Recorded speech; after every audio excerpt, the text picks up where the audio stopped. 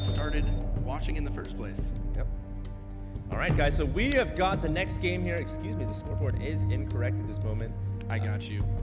So go ahead and do the announcement for the players while I update that scoreboard. We are gonna have Slayer's BoxeR, the one, the only, our blue Terran in the top right-hand corner of Shakura's Plateau, and his opponent, once again, a Zerg, or another TVZ rather, is gonna be FXO's Lucky. He's gonna be in the top left-hand corner.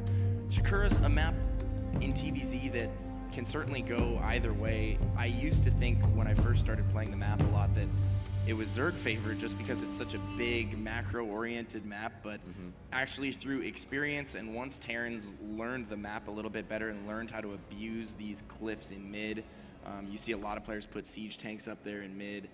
It's a pretty good map for Terran. It's really not that bad. Absolutely. All right, well, I've got to do this, Pain User. If you guys want to make some noise for FXO's Lucky, let me hear it.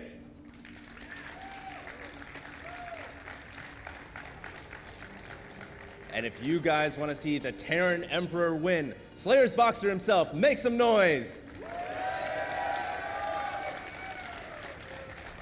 Well, there it is. We've got Slayer's BoxeR versus FXO Lucky. The score is currently 0-0.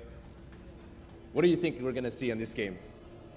Well, the Terran players that we've seen so far today really like to hide the racks thus far. We've seen it in almost every game. They're just kind of hiding the racks in an obscure location, maybe to throw the Zerg off. Yeah. If the Zerg comes in and he scouts gas like this and he doesn't see where the racks is, and it looks like, oh no, the drone does actually see that racks on the way in, so BoxeR maybe wanted to hide that a little bit further to the right. I'm not sure, but First Marine is on the way. Yeah, interesting. The barracks, once again, as you said before, being placed on the low ground, that we are going to have a pseudo supply depot wall at the natural to the main as well, as Lucky pulls his drone out of there. Now, Lucky did open up with 15 hatch. We've seen time and time again on this map how two barracks aggression can be very effective against a Zerg player, and we'll have to see if Lucky's prepared for it, and even if BoxeR's going to go with the second barracks. The nice thing is he put the barracks on the low ground, and immediately when a Zerg scouts that, they think, probably going to be a two barracks. That's why the Terran decided to throw that barracks on the low ground. So right now, Lucky's probably imagining there's going to be a two barracks coming, but BoxeR actually went right into factory. Well, Lucky did see the gas, though, That's true. He has to know that BoxeR's up to something, whether it be a Reaper or a quick factory. You know, he has to have a hunch. He will maybe re-scout that. He might actually just invest in some early lings. Spawning pool about to finish now for him, and BoxeR gonna add a reactor onto the rack, so he's gonna open with reactor Hellion as well. And I love this opening from Terran players. It just gives you so much map control. You can get those quick 4 Hellions out. Some players even going up to 6. Yeah. And it looks like BoxeR's actually gonna grab a single Hellion before swapping onto the reactor. He's going to grab the command center on the low ground as well. It's certainly a little bit more vulnerable, but he's going to have a second supply depot wall at the front as well, so it's kind of like a double layer wall in case the Zerg player floods in and gets by the first line. Now, it looks like, as you said before, that first Hellion is going to make its way out. We'll have to see what kind of damage BoxeR is going to be able to do. Lucky already has 2 Zerglings out on his own. 1 Spine Crawler also coming up, of course, just in case there are more Hellions on the way. And it looks like that Hellion is going to get 1 kill for now. This is a pretty interesting opening from BoxeR. I mean, it's the standard opener that we see from a lot of Terrans, but with a little bit of flair on it. Still getting that quick stim, a Marine here as well, but only getting 3 Hellions instead of the 4 to 6 that we see out of a lot of other players. And I'm not sure where he's going to transition to from here. He does have that expansion going up on the low ground. Going to get that second orbital, and this Overlord is going to make its way all the way in and figure out exactly what's going on inside. And that Overlord is so crucial, man, for the Zerg player. Got to know exactly what the Terran or the Protoss is always up to. I love how he gets the Overlord in there. However, BoxeR going to go ahead and construct the rest of his buildings on the left as he works that Overlord down, so most likely that Overlord will not get in to see the additional the additional barracks coming up right now. So Lucky most likely still in the dark. He's still dealing with those Hellions at the outside of his main. And look, we see the reactor powering happening once again. Swapping that reactor that was already built, constructing a racks there, constructing another reactor, which I can only assume is going to be for this barracks once it finishes. I really like that style. You can skimp on early units in the early game and then just power units as soon as you get all of your add-ons on the Raxes. It works out very nicely. And the beauty is all the reactors come up at essentially the same time, so you're going to get this kind of jump start in production in about a minute, and then Marines are just going to start to flood the field and almost as quickly as a Zerg can produce units. Look at that once again, powering another reactor there, swapping that Rax onto one and constructing an additional reactor for this starport. So BoxeR going to get the early stim timing, and he's going to get the added production. This is almost a cross between the two builds that we saw Alive do, actually. The first game we saw Alive tech into tanks and power up reactors very hard, tried to hit those two timing pushes. Then the second game, we saw Alive go for a very quick starport with 3 Raxes and an early stim timing. BoxeR is getting a quicker starport, but he also has more production than Alive had in the second game, and I actually like this hybrid build that he's using. Now, the interesting thing here is Lucky is really prepared for a medevac drop here. I'm really interested at the way how he's spreading the creep. Rather than spreading it down on the low ground, which he is beginning to do right now, he initially took the liberty to spread it inside his main. Now, what does this do? Not only does this cover and saturate your entire main and creep, thereby allowing you to deal with medevac drops, it also eventually allows you to drop the creep tumor down to the low ground and spread creep outwards in this fashion. So Lucky is going to have creep spread going from all angles from his base, and I really like this kind of creep spread style. That's actually a really good point. You don't see a lot of Zerg players do this, especially sending the creep, at these odd angles in the main just to cover everything fully to help deal with those Hold that thought, Pain User. We do have some Marines coming in here. They're launching their stim. They have a pre-stimmed here, but it looks like that stim is going to go to waste. However, that means Marines will get over there a little bit quicker. Is Lucky prepared for this? Once again, late Baneling Nest here, later Baneling Nest than usual, you would expect. And maybe Lucky is in a little bit of trouble. If BoxeR decides to commit. He should have enough after this next cycle of Lings. We see 18 more Lings joining right now, and Baneling speed just now starting. It's definitely not going to be up before any kind of potential commitment from BoxeR, but I really like how Lucky hasn't taken his third yet. He's playing such a cautious style. He's getting out a ton of Lings. This is going to mean that when he takes his third, it's eventually going to be much safer than, if he had taken it right there.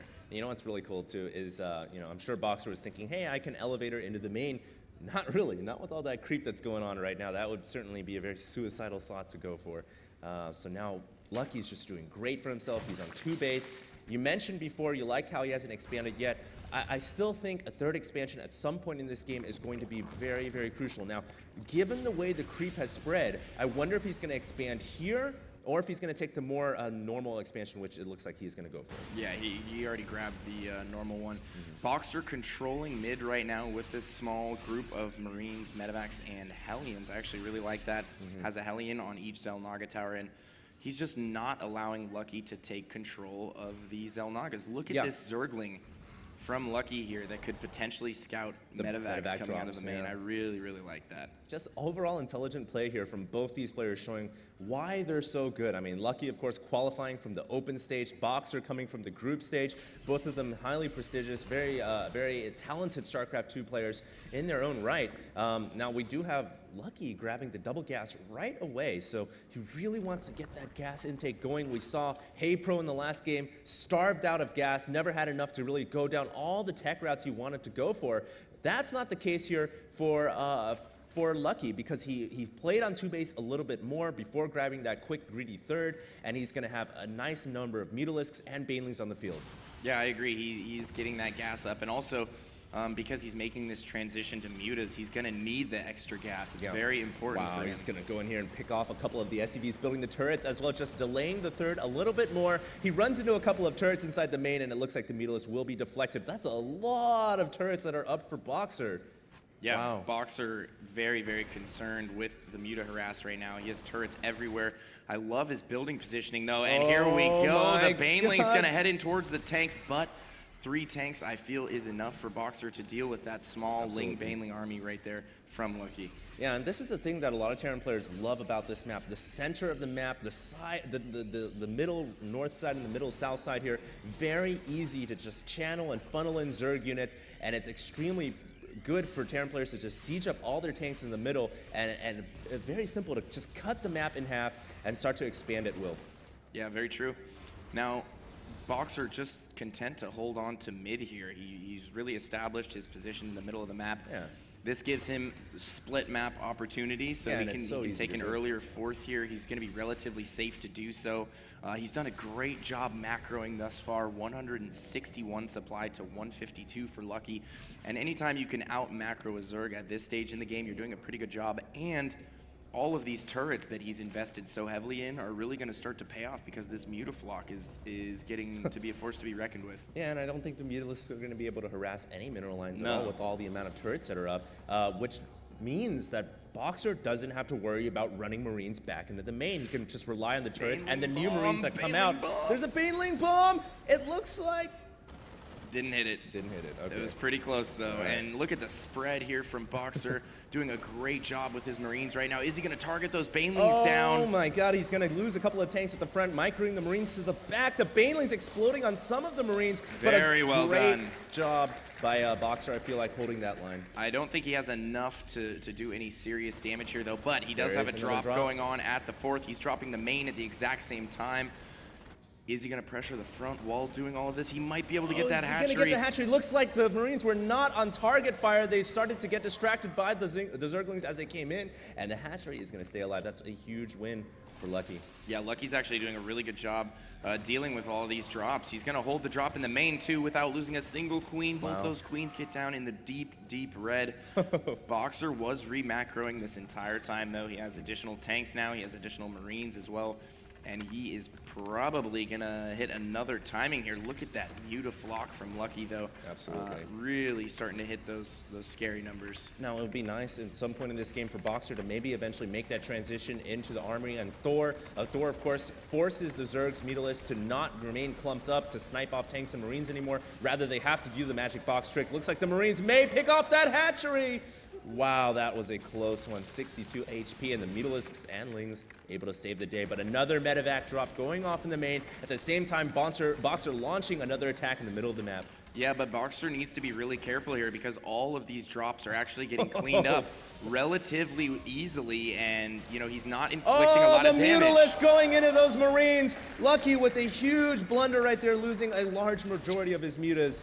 Yeah, that was a very, very expensive flock of mutas to lose right there. He's coming in with everything right now. Going to try and surround these Marines. Great micro from BoxeR off the creep, and he is going to come out ahead in that battle. He can push now. He has 2 additional tanks joining. We see another Baneling bomb set up here from Lucky, though. He's a very tricky Zerg. He keeps trying to land this Baneling bomb, but BoxeR 1 step ahead of him, gonna double drop again, and he really wants that hatchery at the fourth. It is down to 84 hit points right now. He's gonna continue to drop down there until he can get it. And he's actually trying to distract the Zerg at the main as well, and it looks like those Marines are going to go down. Meanwhile, he might get it. That medevac dropping the Marines off the hatchery. Is he going to get a transfuse? There's not enough energy, and the hatchery goes down. A huge victory right there for BoxeR, as now the Zerg player is limited to only 3 bases of mining. There is a Baneling bomb in the middle of the map, as you said, Pain User, and we just saw Lucky selecting his Banelings, just waiting. He's waiting. He's like, please walk your Marines over the Banelings. But BoxeR is just prepared. I don't think he's going to, you know, give that lucky jackpot. I don't think he knows about them, though. It's just a matter of him deciding to move out over them, or if he takes a different route. I think he might actually head over those. If he scans ahead, that would actually be brilliant. Yeah. You know, he did find the original Baneling bomb, so he knows that Lucky is the type of player who likes to use Baneling bombs. Yeah, and this map is actually really good as well. You can place Banelings in anticipation of the Terran push, which really only has a few lanes since this map is so centralized. And now we do have Mutalisks coming in through the south again. Once again, a quad turret wall here as the 4th turret is coming up with Marines ready and waiting. I do not see these Mutalisks doing any damage at all, and they are going to turn tail and run. BoxeR doing a great job just controlling the map right now. He has such a good game sense. He's playing such a smart game right now. He's denying all of the Mutalisk harass. He's holding this position in mid. He's been dropping all over the map, keeping Lucky occupied, keeping him bouncing back and forth. So Lucky really hasn't had any opportunities to do damage of his own. Well, Lucky's certainly still been doing a great job of holding on to this game despite losing one of his hatcheries. Oh, he's trying to bait him onto the baneling bomb. Oh my God, this is too much. Are getting very close, and oh my God! All the Marines going down! Oh my God! Lucky hitting that jackpot, and now that's going to give him the go-ahead to run right down the middle. BoxeR could end up losing his entire tank contain. That was so smart right there, waiting for the perfect opportune moment, and he has Oh, more no. than enough to clean up the remainder of BoxeR's contain on the midfield right now. He is just plowing his way through mid. He killed all the Marines. All that remains is these 3 siege tanks. BoxeR does have a bunker here at the third, and that could end up saving him. He needs to mass repair that bunker, and that will get rid of the Mutalisks, but he's lost all of his siege tanks here, and at this point in the game, siege tanks are such high-value units. They take so long to produce. He really couldn't afford to lose all those there. Yeah, I couldn't agree with you more, man. And now a bunch of banelings being morphed in to replace the ones that went down. Lucky here is going to have an opportunity to maybe just crash right through that planetary fortress and limit the Terran to only 3 bases. And at the same time, he can grab his fifth and 6th at the same time as well. Mutalisks just poised here to take off any new tanks that come out of the field. And of course, that means BoxeR is constricted to the back of his natural, and he can't support BoxeR's this fourth. expansion. And BoxeR's 4th is about to go under siege. The banelings going right into the mineral line and around that planetary as well, and the PF goes down. That could be an irrecoverable blow to BoxeR at this point in the game. He's not very saturated on his natural or his 3rd right now. SCV count down to 51 versus the 85 drones of Lucky right now, and Lucky, with, I dare say, a lucky baneling bomb, getting himself back into this game. I mean, that killed a majority of BoxeR's Marines right there, and the Mutalisks were able to just clean up as a result of that. I feel like without that baneling bomb, he wouldn't have been able to run over BoxeR like that. It wouldn't have even gone down like that at all. Yeah, it would have been a totally different game. BoxeR, no doubt about it, would have been able to contain the Zerg for a much longer time. He could have continued to expand. But as it stands, he lost half of his Marines, and Lucky just got the go-ahead to crush him. Here comes Lucky from behind in mid right now. BoxeR was pretty well set up for that, though, and I think he might actually be able to clean this up. And if you saw BoxeR moving through mid right there, he dropped 4 scans on the way through mid. He is so worried about another baneling bomb. He's got to be careful here. He can't lose these Marines to those banelings. Great split here, just leaving little packs of Marines behind, and the reinforcing Marines are going to join the fray. He may actually have enough to repel those Mutalisks, which, good lord, those mutas, that flock is huge. It's gone to the 2nd control group now. It certainly has. These tanks really want to hold their position in mid. He continues to pour on all of his reinforcements. He's actually rallied all of his buildings straight to mid. BoxeR does not want to give this position up. He needs to retake his 4th, though, because Lucky is going to continue to harass with this giant Mutalisk pack, and he is doing so much damage right now. He's working off of 6 base, 6 gas, fully saturated, so he can afford to lose a pretty substantial muta count and just reproduce it, rebuild it. His income is ridiculous right now. And unfortunately, you know, having the quad turret wall and the many multiple redundant turrets all over the map, eventually that mutaflock is going to get so large that it doesn't really matter how many turrets you have. They can go in and snipe the turrets off one by one and start to harass your mineral line. Yeah, I mean, look at the income right now for Lucky. He has over 1,300 gas income. Oh, the Here we banelings go. are coming in once again. The tanks are in a great position, but it doesn't look like Lucky has enough. Lucky getting a great baneling hit, went down right but it there, looks though. like BoxeR still has enough Marines to maybe take off this hatchery. The Marines are here fighting against that huge flock of mutas. They are able to keep the mutas away, and the hatchery is going to go down. BoxeR with a huge victory, at the same time grabbing another expansion. Yeah, but he's lost, he's lost so many SCVs. He really needs to get a 4th up and running. He doesn't, where is he going with all of his SCVs right now? Oh, he knows that the mutapack is headed over there. There's no turrets.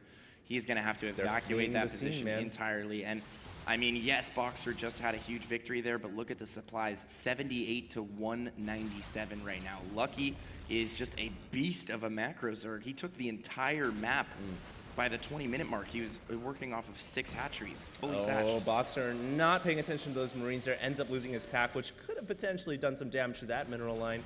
He is going to try to get out of here with his 2 medevacs, but they will meet their demise at the hands of those glaive worms. And right now, BoxeR trying to get back in this game. He's only down to 2 bases now. One of them is only mining.